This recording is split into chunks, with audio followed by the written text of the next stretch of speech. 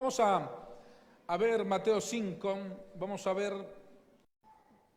ver hoy la primera parte y el domingo, Dios mediante, vamos a ver la segunda parte de este sermón, o de por lo menos de los primeros 12 versículos que lo conocemos como el sermón de las bienaventuranzas, ¿sí? Aunque el sermón del monte o de las bienaventuranzas está desde el capítulo 5 hasta el capítulo 8, vamos a ver solamente algunos versículos. Lea conmigo Mateo 5, desde el versículo 1 en adelante, dice: viendo la multitud, subió al monte, y sentándose, vinieron a él sus discípulos, y abriendo su boca les enseñaba diciendo: bienaventurados los pobres en espíritu, porque de ellos es el reino de los cielos. Bienaventurados los que lloran, porque ellos recibirán consolación. Bienaventurados los mansos, porque ellos recibirán la tierra por heredad. Bienaventurados los que tienen hambre y sed de justicia, porque ellos serán saciados. Bienaventurados los misericordiosos, porque ellos alcanzarán misericordia. Bienaventurados los de limpio corazón, porque ellos verán a Dios. Bienaventurados los pacificadores, porque ellos serán llamados hijos de Dios. Bienaventurados los que padecen persecución por causa de la justicia, porque de ellos es el reino de los cielos. Bienaventurados sois cuando por mi causa os vituperen y os persigan y digan toda clase de mal contra vosotros mintiendo. Gozaos y alegraos, porque vuestro galardón es grande en los cielos, porque así persiguieron a los profetas que fueron antes que vosotros. Amén. Repite una y otra vez la palabra clave, ¿cuál es? Bienaventurados, bienaventurados, que significa feliz, dichoso, bendecido, o completamente pleno, completamente dichoso, feliz. La felicidad es un tema que tocan la mayoría de los filósofos. Y algunos piensan y describen la felicidad en un montón de acciones y de pensamientos y de poesías y de experiencias y demás. Pero Jesús describe la felicidad de una manera totalmente opuesta a la felicidad del mundo. La felicidad para algunos jóvenes o algunos adultos es tener más dinero, entonces tendré más ropa, o tener fama, ser profesional de fútbol, o ser el mejor músico, o ser la persona con todos los bienes materiales y poder viajar cuando quiera. ¿Y cómo se describe la felicidad en este mundo? ¿No? La felicidad siempre buscando algo material, siempre buscando una comodidad. Y Jesús describe la felicidad de una manera totalmente diferente. Y Él va a dar su primer sermón, que es el Sermón del Monte, y va a establecer los cimientos de su filosofía, de su doctrina, de lo que hoy llamamos nosotros el cristianismo, de quién es Cristo y qué enseñó Cristo. Porque cuando nos decimos cristianos, conocemos los pensamientos de Cristo y comprendemos y aceptamos también la filosofía de Cristo. Pero más que todo eso, ser cristiano es vivir como Cristo. No solamente las conocemos, sino que hemos hecho introspección y las hemos afirmado en nuestro corazón, se han encarnado en nuestras vidas. Los romanos fueron personas muy distinguidas en medio de la sociedad antigua y crecieron como imperio porque ellos pudieron establecer vías comerciales. Una de las vías más famosas es la Vía Apia. Y esa Vía Apia, hasta el día de hoy, puedes visitar ahí en Roma y vas a encontrar el camino de siglos y siglos y siglos que están ahí, ¿no? Y parece que están mejores que algunas calles de nuestra ciudad. Están ahí, cimientos profundos, piedras y piedras, y construyeron caminos. Por eso la famosa frase que dice que todos los caminos conducen a Roma, porque hicieron un montón de caminos comerciales y pudieron expandirse mucho más. La Vía Apia, una vía que hasta el día de hoy sigue firme porque hicieron cimientos firmes. Y Jesús puso los cimientos muy firmes en el Sermón del Monte, sobre lo cual nosotros debemos edificar. La vida cristiana empieza entendiendo el Sermón del Monte. entendiéndolo para luego empezar a vivirlo, para orarlo y empezar a vivirlo. Y es interesante porque empieza el versículo 1, Jesús ve a la multitud que lo seguía, sube al monte, se sentó con sus discípulos, ¿no? Y empieza a enseñarles, a decirles, bienaventurados, marcando la felicidad de sus discípulos o cómo se vería su reino, marcando la identidad, diga conmigo, identidad, de cómo deberían ser los cristianos bajo su línea de pensamiento, cómo debería ser el cristiano que tiene al Espíritu de Cristo en su vida y que puede vivir como el Señor dice. La palabra bienaventurados se refiere a ese bienestar, a esa relación que podemos tener con Dios por la obediencia, por creer en Dios. Y podemos pensar en la forma que Dios quiere que vivamos, cómo Dios quiere que vivamos. En el contexto donde Jesús está predicando, hay una gran multitud que tiene hambre de escuchar palabras de Dios, de escuchar un mensaje profundo. Pero por el otro lado hay un montón de religiosos que saben un montón de la Torá, del Antiguo Testamento, de memoria, y están buscando a ver en qué se equivoca Jesús para acusarlo. De un lado tienes los que desean creer en Jesús y del otro lado los que quieren rechazarlo. Los que viven una vida de religión. Y muchas veces la religión es superficial, es todo lo que puedo demostrar yo. A veces tenemos tiempo donde leemos la Biblia, o donde oramos, o donde cantamos, pero hay una frase que dice, un dicho popular, del dicho al hecho hay mucho trecho, ¿no? Se dice que la distancia más larga no está entre Argentina y la China, hacia allá, sino entre la mente y el corazón. A veces sabemos un montón de cosas, pero no somos obedientes, no las podemos afirmar en nuestro corazón. Una distancia que solamente se puede acortar cuando Jesús mismo viene a nosotros y empezamos a ser sinceros. Las religiones no nos salvan. Muchas veces aún las religiones nos alejan de Dios con un montón de preceptos y estructuras. Lo que Dios espera de nosotros es una relación constante, directa, donde tenemos una comunión que no solamente se va a la comunión en la iglesia mientras estamos en una liturgia eclesiástica, sino que la verdadera relación se mide cuando estás a solas, en tu casa, en tu trabajo, cuando traes a tu mente a Dios, cuando puedes hablar con Él en el camino y cuando empiezas a pensar lo que Dios dice. El versículo 3 dice, léalo conmigo fuerte, bienaventurados, léalo por favor, los pobres en espíritu, porque de ellos es el reino de los cielos. Lo primero que va a decir Jesús acá es bienaventurados los pobres. Y uno puede pensar en estas bienaventuranzas como un código de ética para todos los creyentes, los discípulos, los cristianos, de cómo tenía que comportarse. También puede pensar en los valores del reino frente a los valores del mundo, a la gente que está en lo temporal y no en lo eterno, que tiene que ver con lo espiritual. En cuanto a la fe superficial y a la fe verdadera, porque cuando meditas en este sermón, piensas estás viviendo o si sigues una religión superficial. Y lo primero que establece, las primeras enseñanzas de Jesús son estas. Y lo primero que dice es, son dichosos y son felices los pobres en espíritu.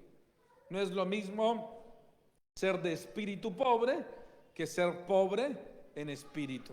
Porque de espíritu pobre se refiere a alguien sin actitud, sin ganas, sin fortaleza, sin deseo de salir a trabajar.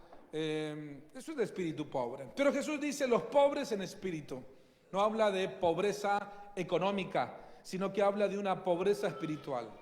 Esa pobreza espiritual se refiere a la necesidad de Dios. Diga conmigo, la necesidad de Dios.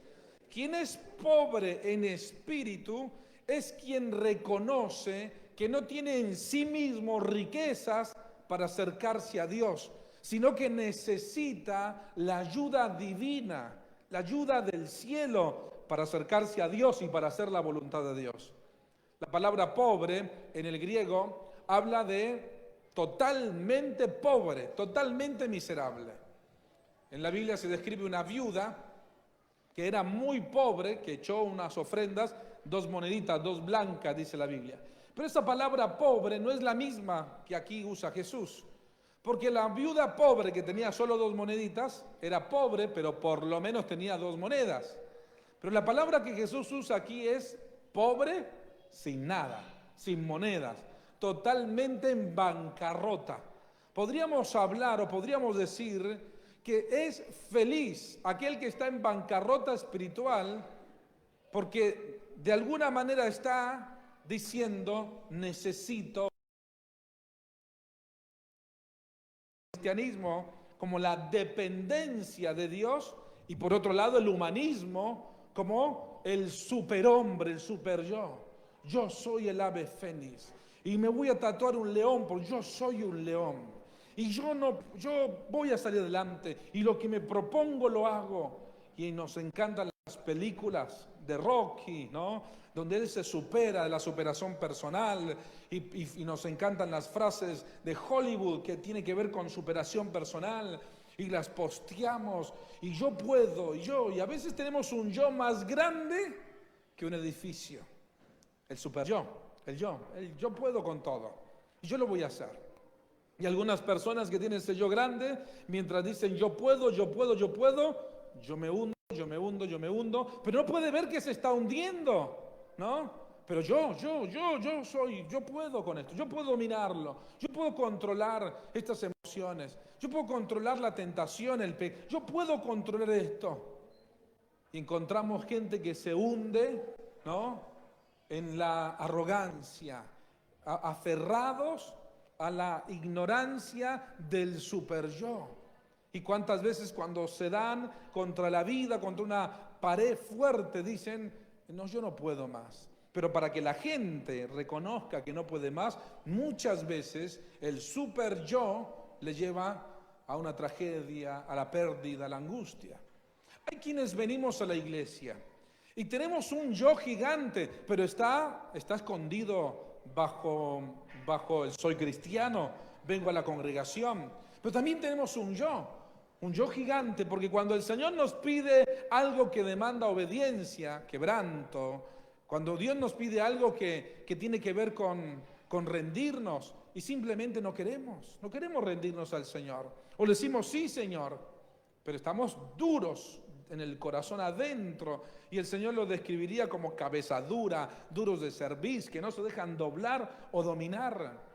¿Quién es el pobre en espíritu que Jesús está diciendo acá? Bienaventurados los que tienen una gran necesidad de Dios y lo reconocen personalmente. Ese es el pobre en espíritu. Una persona pobre en espíritu es la que cada día se levanta diciendo, Señor, si tú no vas conmigo, yo me hundo. Si tú no me ayudas, yo no puedo.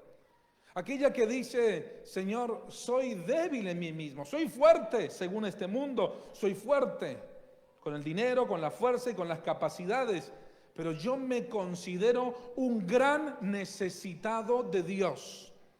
Te pregunto, ¿te consideras necesitado de Dios? Lo segundo es, tu vida da evidencias que dependes de Dios, porque el cristianismo, la vida de creer en Dios tiene que ver con aferrarse a Dios y con involucrar a Dios en todos lados. No con dejarlo a Dios en la iglesia, sino hacerlo parte a Dios de todo asunto humano. Toda actividad que desarrolla el cristiano tiene que estar pensado alrededor del Señor. Es decir, que cuando dependes de Dios y vas a hacer un negocio, lo primero que haces es decirle, Señor, si es tu voluntad, esto se va a hacer. Si no es tuyo, esto no se va a hacer. Señor, ayúdame y muéstrame el corazón de la persona, si es verdad que tengo que hacer negocios o no. Y cuando hablas a Dios, cuando pides a Dios que dirija tus pasos, cuando vas a emprender algo, pero dices, yo soy pobre de espíritu, es decir, Señor, yo lo voy a emprender contigo. A veces vamos en el auto y oramos por el copiloto. Señor, guarda el copiloto, ayuda al copiloto. Y o sé tú el copiloto de mi auto. Y en realidad es al revés, el Señor tiene que ser ¿qué? El piloto, nosotros tenemos que ser el copiloto. Nosotros mismos tenemos que pedirle al Señor, Señor, dirigí mis pasos, vení a mis pensamientos. Señor, tú me vas a ayudar con mi matrimonio. Muchos matrimonios andan mal, pero es que nunca ese hombre o esa mujer dijo, nuestro matrimonio necesita a Dios. Necesitamos depender de Dios. Muchas personas andan mal en su vida, pero andan mal porque se olvidaron de la primera enseñanza de Jesús. Bienaventurados los pobres en espíritu. Bienaventurados, bienaventurado es la persona que tiene una tremenda necesidad de Dios, porque de ellos es el reino de los cielos. ¿Cuántos quieren estar en el cielo un día? ¿Cuántos quieren tener una paz verdadera? Tú necesitas de Dios. No necesitas depender de un pastor o de una iglesia o de un sacerdote. Tú necesitas depender del dueño del universo, que es Dios. Que hables con Él, que lo traigas a tu vida, que entiendas su palabra, que le pidas, Señor, yo no puedo criar este hijo, si tú no estás, yo no puedo andar bien con mi matrimonio si tú no estás con nosotros. Necesitas del Señor para administrar tu dinero, necesitas del Señor para ser libre del orgullo. Es que llegar a ese punto de ser pobre en espíritu requiere gran humildad. Señor, realmente te necesito. ¿Amén? ¿Cuántos dicen amén? Realmente te necesito. Me doy cuenta que los médicos pueden hacer muchas cosas, que los psicólogos pueden hacer muchas cosas, que yo puedo hacer muchas cosas, pero que tú puedes hacer lo que nadie en esta tierra puede hacer. Tú puedes hacer milagros. Tú puedes hacer las cosas más fáciles. Tú puedes traer paz. ¿Cuántos dicen amén? Y yo dependo de ti. Hay una canción muy antigua que su letra dice, hoy te necesito más que ayer. Hoy te necesito más que ayer. Y después dice, y menos que mañana. Hoy te necesito. Tengo hambre de ti, dice otra letra. Tengo hambre de tu presencia. Hoy quiero más de ti. Hay otras canciones que el Espíritu de Dios ven y sopla sobre mi vida. Hoy de nuevo. La vida cristiana no es como que te comes como la serpiente, la boa, que come una vaca y duerme como 6 meses. No es que tú vienes a un culto el domingo y ya puedes venir a los 3, 4 meses porque te alcanzó. La vida cristiana es de todos los días. Mira el que tiene al lado, todos los días. Todos los días, tu vida personal con Él. Y nos reunimos como iglesia 2 veces por semana, pero necesitamos alimentarnos de Él. Diga conmigo, los pobres en espíritu. Amén. Hay una carencia de Dios. Mire cómo se va oponiendo el cristianismo frente a la vida humana. Porque el ser humano dice, yo puedo, tú puedes, adentro de tuyo, el poder de tu mente, el poder de tu fuerza, tu inteligencia, tus capacidades, todo lo puedes hacer. Y el Señor dice, no, felices son los que le piden al Señor y dicen, yo puedo si Dios va conmigo. En realidad puedes, pero no vas a ser feliz. El Señor dice, feliz, bienaventurado, el que puede, pero con Dios. Entonces reconoces. Entonces alguien te dice, che, mira qué lindo que te quedó. Sos un albañil terrible. Te quedó perfecta la pared. Y tú dices, gracias a Dios que está conmigo. Gloria a Dios que me da la sabiduría para yo hacer esto. Pero mirá lo bien que te quedó. Esta comida, mirá ese asado que invitaste a comer al pastor. Tremendo. ¿No? Entonces tú dices, no, es que yo soy un capo con el asado. No, yo digo, gracias a Dios. Y le das gloria a Dios. Tal vez no dices todo el tiempo gloria a Dios, pero adentro de tu corazón, tú dices, no soy yo. Diga conmigo, es Dios. Es Dios. Y lo empiezas a ver acá en nuestra vida. Es Dios acá con nosotros. Es Dios acá en nuestras vidas. ¿Amén? ¿Cuántos dicen amén? Recuerdo a nuestro hermano Juan Carlos que partió con el Señor, que un día estaba soldando unas rejas y necesitaba un ayudante, así que contrató un ayudante que no venía a la iglesia, ¿no? Entonces cuando llegó le dijo, hermano no le dijo, mira, aquí hay que hacer esta reja y vos tenés que ayudarme, pero acá somos 3, acá somos vos, yo, le decía así, ¿no? y arriba, y señalaba arriba. Y al rato le decía, no te olvides que acá somos tres, vos, yo y el de arriba. Y era verano y hacía calor al mediodía y este muchacho le dijo, señor Juan Carlos, ¿le puedo llevar agua al que está arriba? Porque pensaba que estaba en el techo, ¿no? Él miraba para todos lados, ¿no? Y le dijo, no, acá los tres es vos, yo y Dios. Y Dios que está arriba, está bien. Y él buscaba por todos lados a ver dónde estaba el de arriba. ¿Está Dios en tu vida? ¿Es Dios tu socio? ¿Es el Señor tu primer pensamiento cuando te levantas? ¿Es Dios el último cuando te vas a acostar? ¿Está Dios en tus palabras? ¿Está Dios en tu matrimonio? O tal vez estamos viniendo a la iglesia y buscamos a Dios a veces en los momentos muy difíciles y Dios nos ayuda, pero hay que buscar a Dios cuando las cosas van bien también. Y hay que seguir a Dios cuando las cosas van bien. A veces simplemente sacamos a Dios de nuestro camino y lo dejamos a Dios de último. Y Dios dice, ¿saben quiénes son los felices? Los que todos los días dicen, yo necesito de Dios. Los que reconocen, bienaventurados los pobres. Versículo 4, léalo conmigo. Segundo, bienaventurados los que ¿qué? Los que lloran, porque ellos recibirán consolación. Ellos recibirán consolación. El mundo dice, bienaventurados los que ríen. Y Jesús dice, bienaventurados los que ¿qué? Los que lloran. ¿Cómo así? Si a mí me enseñaron, de chiquito me enseñaron que no hay que llorar, porque llorar es sinónimo de debilidad. Mi mamá no conocía a Dios, que me crié en mi niñez más con mi mamá que con mi papá.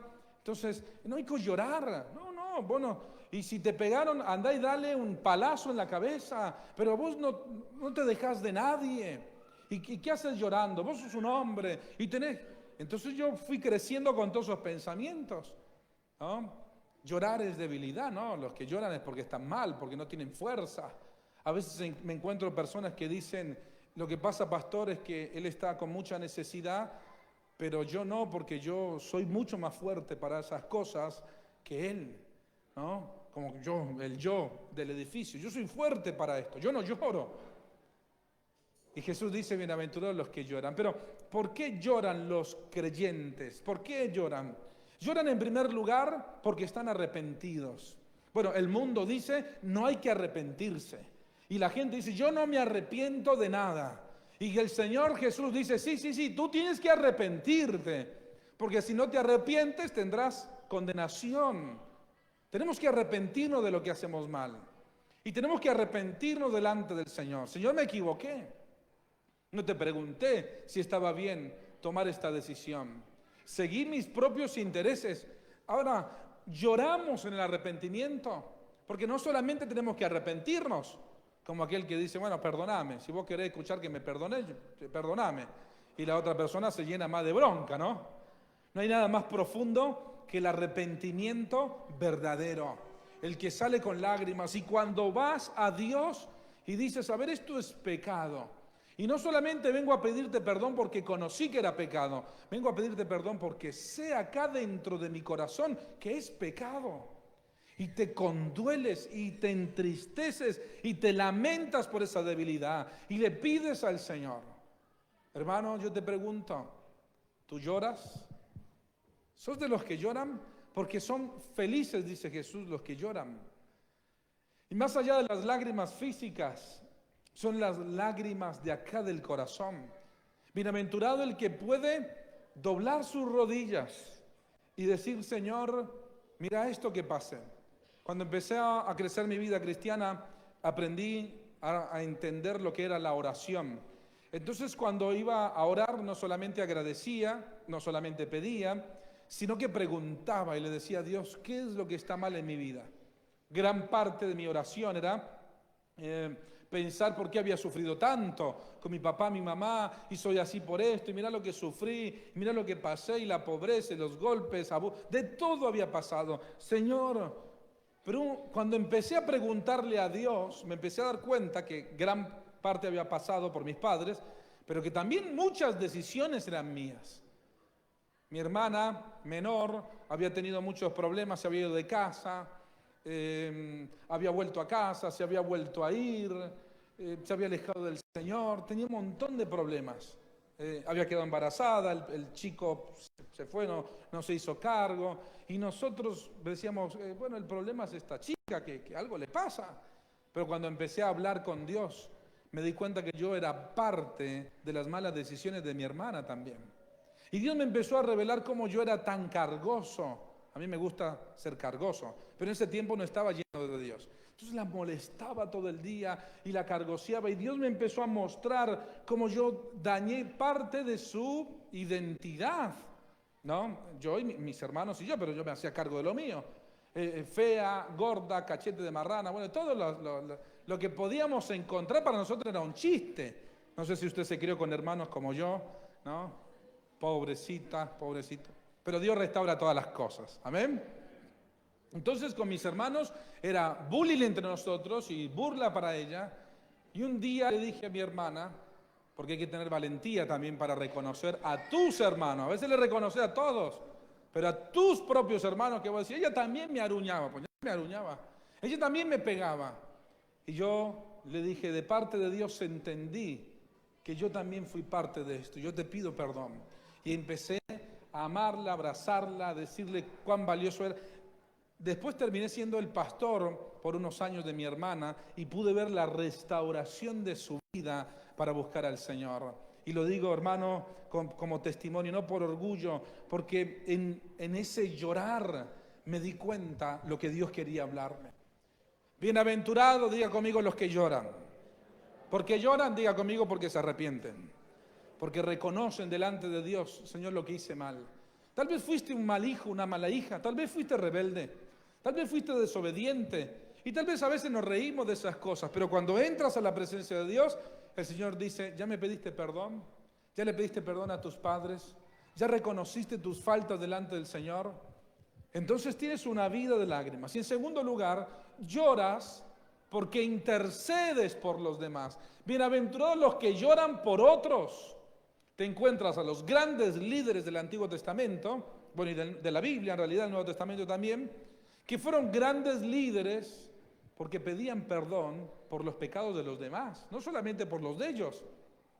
Tal vez ellos eran muy piadosos e íntegros, pero su familia, su pueblo, su ciudad, era una ciudad perversa y lloraban. Encuentras a Jeremías, que aún cuando estudias se describe como el profeta llorón, y llora por su pueblo que estaba lejos de Dios, y Dios le muestra que van a venir, si no se arrepienten, van a venir invasores y los van a llevar cautivos y van a tener muertes, y ellos, aunque reciben la palabra, no la escuchan. No lo mataron porque no quisieron matarlo, lo pusieron allá en una cisterna con agua hasta el cuello y dijeron, bueno, no lo matemos, dejémoslo vivo, pero no nos gusta lo que nos profetizó. No nos gusta que nos diga que nos va a ir mal y que nos van a llevar cautivo y que van a morir un montón de gente. ¿Y qué hacía Jeremías? Lloraba, no por él. Lloraba porque el pueblo era desobediente. Ahora, cuando nosotros oramos por los demás, ¿nos duele el corazón? ¿Nos duele el corazón? Y a veces nos duele el corazón por nuestra familia. Mi papá tuvo una situación de enfermedad el año pasado, algunos recuerdan, y yo recuerdo llorar y llorar con lágrimas. Hace años atrás, como 4 años, mi hijo Benjamín también tuvo una situación, un mes en el hospital, con un virus en el cerebro, y también oraba llorando. Pero el Señor nos pregunta, ¿orás con lágrimas por los demás también? ¿Intercedemos por el que no conocemos? Bueno, bienaventurados los que lloran, porque ellos van a recibir consolación. Amén. Lloramos por nuestros pecados, lloramos por nuestras torpezas, lloramos por nuestras equivocaciones, pero también lloramos por las equivocaciones de los demás. Y Jesús establece que el creyente tiene que orar por su hermano, por su prójimo, por su vecino, tiene que amar al otro. Ese es un verdadero cristiano, el que ha aprendido a orar por otros y ha aprendido a llorar. Y ni qué decir cuando Jesús empieza a hablar de los enemigos y dice, oren por los que le maldicen, oren por los que les maltratan y los persiguen, oren por ellos. Es imposible, Dios, poner la otra mejilla. ¿Cómo voy a poner la otra mejilla? Es imposible vivir este sermón del monte. Bueno, los códigos de vida que Dios espera de nosotros son tan altos que necesitas ascender, que necesitas acercarte a Dios para cumplirlos, porque en tus fuerzas no vas a poder. Versículo 5, bienaventurados los mansos, porque ellos recibirán la tierra por heredad. Hoy esto es peor todavía, porque el mundo dice, bienaventurados los valientes, los fuertes.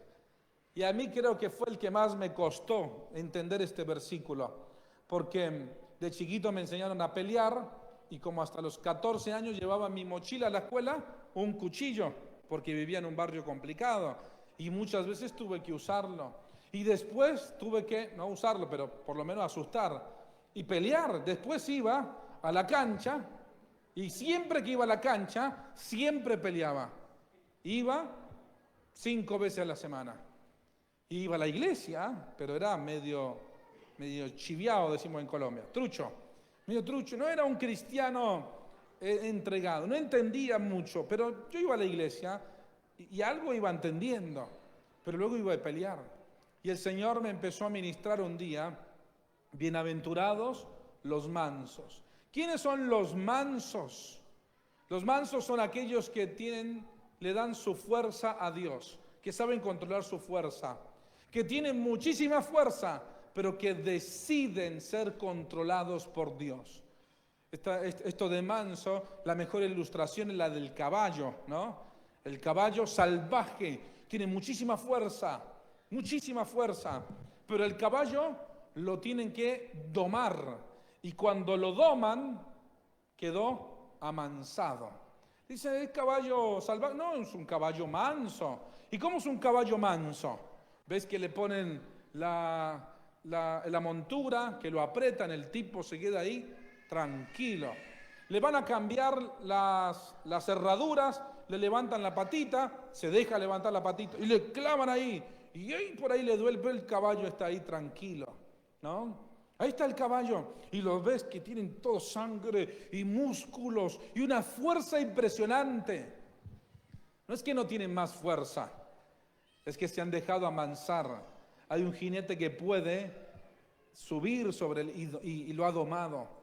Y nosotros, hermanos, a veces somos como esos caballitos salvajes que vamos en la vida sin ley y nadie nos puede decir nada y a todos le contestamos y gritamos y peleamos y somos rebeldes y tal vez te fuiste joven de tu casa y te peleaste con tus padres y nadie te contestaba. Y llegas a Cristo y el Señor dice, a ver muchacho, yo ahora quiero que seas manso. Amén. Y ahí empezamos a hacer, no, yo quiero ser salvaje. El Señor dice, no, tú tienes que ser manso. Deja que Jesús venga a tu vida y te dome. A ver, mirá el que tenés al lado, decirle, ¿estás domado ya o todavía hay rastros? ¿No? Porque algunos caballitos cuando van en el carruaje le dicen, algo así, ¿puede ser? Acá le dicen, cuando le dicen así porque se está como alborotando, ¿no? No le vayan a decir a su esposo mientras esté enojado o a su esposa porque va a terminar todo mal. Puedo decirle, Señor, amansalo, amansala. Amén. Cristo no era débil. Cristo era fuerte. Amén. No era débil Cristo, era fuerte. Con un látigo tiró todas las mesas de los cambistas, los enfrentó a todos, expulsó a todos del templo. Cristo era fuerte, que fue 40 días y 40 noches a ayunar, a poner su vida bajo el control del Espíritu Santo. Era fuerte, caminaba largos kilómetros. Tan fuerte era que sabiendo que iba a ir a la cruz y que lo iban a crucificar, subió, dice la Biblia, afirmó su rostro y subió a Jerusalén en el tiempo que lo iban a crucificar. Era fuerte Cristo, era tan fuerte aún físicamente que soportó la crucifixión que cualquier hombre no podría soportar. Pero era una persona atlética, fuerte. Cristo era fuerte, él podía, pero él decidió humillarse ante Dios y hacer la voluntad de Dios. El Salmo 25:9 dice, encaminará a los humildes por el juicio y enseñará a los mansos su carrera. ¿Cuánto dan gloria a Dios? Hay un destino tremendo que Dios tiene para tu vida, pero si no eres manso, no lo podrás ver. Andarás salvaje por la vida. Pero cuando te sometes, te sujetas, Dios empieza a tratar en tu vida. Jesús dijo en Mateo 11:28, venid a mí todos los que estáis trabajados y cargados, y yo os haré descansar. Llevad mi yugo sobre vosotros y aprended de mí, que soy manso y humilde. ¿De qué? ¿De quién tienes que aprender? De Jesús. Y hallaréis descanso para vuestras almas, porque mi yugo es fácil y ligera mi carga. Mansedumbre no es sinónimo de debilidad. Mansedumbre es poner la fuerza bajo control. ¿Saben? Alguna persona puede escribir de ti, algún primo, alguna amiga, alguna tía. Alguien puede escribir en el Facebook que tú eres mala persona, que eres ventajista, que eres metida. Ponele que alguien de tu familia te escriba en el Facebook que tú eres, ¿no? Cualquier cosa, que le comiste toda la comida cuando fuiste a visitarla, que te haces la linda, que qué te crees. Y entonces mientras tú vas leyendo eso, se te van poniendo los cachetes colorados y las orejas colorado tirando a morado. Y entonces dices, y tú conoces a la otra persona y te sale la palabra cara duro y todas las demás palabras, ¿no? Y tú conoces a la persona que es peor, que tú dices, pero yo te conozco. Si escribo en el Facebook te voy a destruir. Pero tú eliges no responder. Eso es fuerza. Eso es mansedumbre. Eso es mansedumbre. Cuando sabes que viene alguien a hacerse el vivo y te quiere pegar, y tú sabes que con un solo golpe lo puedes destruir, pero tú decides bajar la cabeza, bendecirlo, ¿no? Darte la vuelta. Y ponele que viene y te da en la cabeza cuando da la vuelta. Tal vez las chicas, ¿no? Viene en la escuela una madre y le hace a tu hijo, lo quiero matar, y lo pellizca. ¡Ay, Dios mío! ¿Y tu mamá qué haría? No, pastor, con mis hijos le arranco todos los pelos, ¿no? La cuelgo en la puerta de la escuela. Bueno, qué sé yo. Pero tú decides no vengarte, decides no pagar con la misma moneda. Eso es verdadera fortaleza. La venganza es fácil. Devolver la piña es muy fácil. No poner la otra mejilla, eso sí es difícil. ¿Y qué hablar del perdón? Eso sí es difícil. Para algunos es imposible, y realmente es imposible en las fuerzas humanas, porque el perdón es un regalo del cielo. Así que yo no me quería pelear más. Señor, ayúdame, yo no me voy a pelear más, yo voy a seguirte, voy a ser manso. Y me voy a la cancha, y justo viene un morenito, más chiquitito así, y se llamaba Edgardo. Y Edgardo era agrandado, era chiquitito, flaquito. De un solo golpe quedaba ahí, ¿no? Y ese día Edgardo me pegó. Y yo inmediatamente pensé lo que le había pedido al Señor. Y yo le dije, dame la otra mejilla. Me acuerdo literalmente, tendría 16 años. Yo te doy la otra mejilla, como dice el Señor. ¿Qué hizo el hombre? Me pegó también la otra.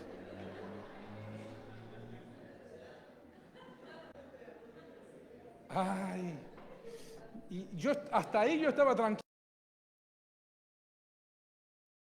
Dije, mira, te doy la otra mejilla porque ya no soy el mismo, y me pegó. Ahí me cambió todo. Ahí se me olvidó otra vez. ¿Pero qué hice? Pegué la vuelta y eran como 20 cuadras a mi casa. Todas las 20 cuadras quería devolverme. Yo lo mato. Después lloraba de la bronca y me salían lágrimas, y después le decía, Señor, pero vencí, pero yo lo mato. Y el diablo por un lado, y volvete, ahora te van a empezar a pegar todos, y todos te vieron. Y me predicaba el diablo, vas a hacer la alfombra. Bueno, todas las predicaciones del diablo ahí en mi cabeza. Pero recuerdo que ese mismo día llegué, y nuestra se quedaba al lado de casa y bajé corriendo, llorando, me arrodillé y le pedí al Señor. Hermano, desde ese día en adelante ya soy una mansa palomita. Solo hasta cuando mi esposa me hace enojar. Hermanos, Dios quiere que seas manso. Dile que te da al lado, manso, mansa, como Dios quiere. Bienaventurados los que son mansos. Diga conmigo, es feliz el que no se pelea. Es feliz el que deja la justicia de Dios. Es feliz el que sabe bendecir cuando aún lo han maldecido. Es feliz, pero eso no lo puedes hacer en tus fuerzas. Necesitas a Dios. Termino en Santiago 1:21. Dice, por lo cual, desechando toda inmundicia y abundancia de malicia, recibí con mansedumbre la palabra implantada, la cual puede salvar a vuestras almas. Pero sea hacedores de la palabra y no tan solamente oidores, engañándoos a vosotros mismos. Aquí están las bienaventuranzas. Bienaventurados los pobres, bienaventurados los que lloran, bienaventurados los mansos. Sea hacedor de la palabra y no solamente un oidor. Dice, desechemos la inmundicia y también la abundancia de malicia y recibamos con mansedumbre, poniendo nuestra vida en sumisión al Señor. La inmundicia es como sacarse la cera del oído, lo que no nos deja escuchar. Saca de tu vida todo pecado, todo enojo, toda amargura y escuchar la palabra de Dios. Porque cuando estamos con conocimientos previos en nuestra vida, no podemos recibir lo nuevo de Dios. Cuando estamos centrados en el orgullo, no podemos escuchar la palabra del Señor. Está mostrando. Tienes que salir de ese estado de orgullo superficial y decirle a Dios, yo necesito crecer en esta enseñanza. ¿Cuántos dicen amén? Ponte de pie, por favor. Ponte de pie. Si estás esta noche en este lugar, es porque el Señor te ama y es porque el Señor te ha traído. Y si hoy escuchas esta palabra, tú puedes decir, pastor, eso es muy difícil vivirlo. Y yo te podría responder, es imposible vivirlo. Tú necesitas a Jesús para vivir la vida de Jesús. La vida de Cristo se vive con Cristo. La vida cristiana se vive con Jesús. Si Jesús no está en tu vida y no tienes una relación con Dios, no puedes cumplir los mandamientos de Dios. No puedes vivir en los mandamientos de Él. Cuando lo más importante es el Señor, todo lo demás empieza a no cobrar sentido. Te das cuenta que cuando empiezas a vivir con Cristo, hay muchas cosas que pierden el valor.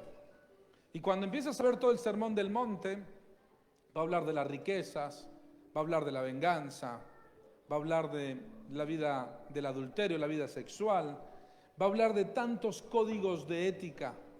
¿Cuánto valor a veces le damos al dinero, a las cosas que perdemos, a las cosas que no tenemos o que se nos van, que se desvanecen? Y tu vida se te estanca porque hay valores. Tal vez el valor más importante de tu vida es una persona y esa persona no está bien. Esa persona, qué sé yo, están con problemas personales, con actitudes o con decisiones que tomó en su vida. Y tu vida se te hunde porque tus ojos están puestos en esa persona.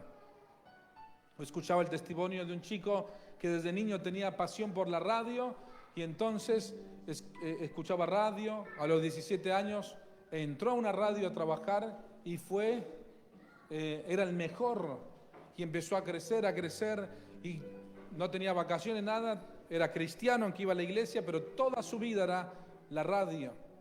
Hoy es director de la radio más importante en los Estados Unidos, una radio hispana, con muchísimo dinero. Y él contaba cómo en algún momento de su vida, cuando tenía todo, se toma unas vacaciones, está en una playa y entra al mar, y cuando entra al mar con otros amigos, una playa que no había nadie, se empieza a ahogar. Los amigos pudieron salir, casi no pudieron salir, pero él se quedó en el medio ahí y empieza a flotar, empieza a se cansa, empezó a tragar agua. Y ahí, en medio de eso, respira y mira hacia el cielo y empieza a pensar y a decir, bueno, yo te pido perdón, Señor. Te pido perdón, no me queda otra. Dice que él se empezó a despedir, ¿no? Ya dio por hecho que se moría, que ya no tenía más fuerzas en los músculos. Y le dice, Señor, perdóname, Señor, he hecho esto, puse el trabajo en primer lugar, puse todo en primer lugar. Yo te pido que te acuerdes de mí cuando esté en el cielo. Y él se daba cuenta que él no había hecho nada para Dios, que se había alejado de Dios, aunque siempre había creído en Dios, nunca lo había seguido. Y ahí cuando ya estaba por morirse llegaron dos hombres que no saben de dónde aparecieron, ni él ni sus amigos, y lo salvaron. Y su vida hizo un vuelco total, donde se dio cuenta que lo más importante era agradar a Dios. La felicidad de la vida está en hacer la voluntad de Dios. No hay algo más pleno, querido varón, querida mujer que estás hoy, querido amigo, amiga que estás hoy. No hay nada más hermoso que puedes hacer que darle tu vida completamente al Señor. Que entender la felicidad a la manera de Dios. Porque el diablo te está mostrando otra manera. Te está diciendo que el alcohol, que la vida con los amigos, que esto, que aquello. Esa es la felicidad. Pero esa es el engaño del diablo. La felicidad, la manera de Dios empieza primero por reconocer que eres pobre de espíritu, que necesitas de Dios como nadie en toda la tierra. Que aunque te vean fuerte, que aunque te vean una mujer valiente, aguerrida, que todo lo haces, tú necesitas del Señor. Lo segundo, cuando empiezas a llorar por los demás, a llorar por tus pecados, a reconocer tus faltas. Cuando derramas tus lágrimas, pero las derramas delante del Señor. Y le pides a Dios que Él te haga una persona nueva. Amén. En tercer lugar, cuando empiezas a practicar la vida cristiana y dejas que el Señor te empiece a guiar, que tu fuerza esté bajo el control de Dios, que tu vida esté sometida a los consejos de la palabra, a lo que viene de Dios. Que puedes hacer muchas cosas, pero tú decides darle todo en las manos del Señor. Inclina tu cabeza, por favor, oremos al Señor.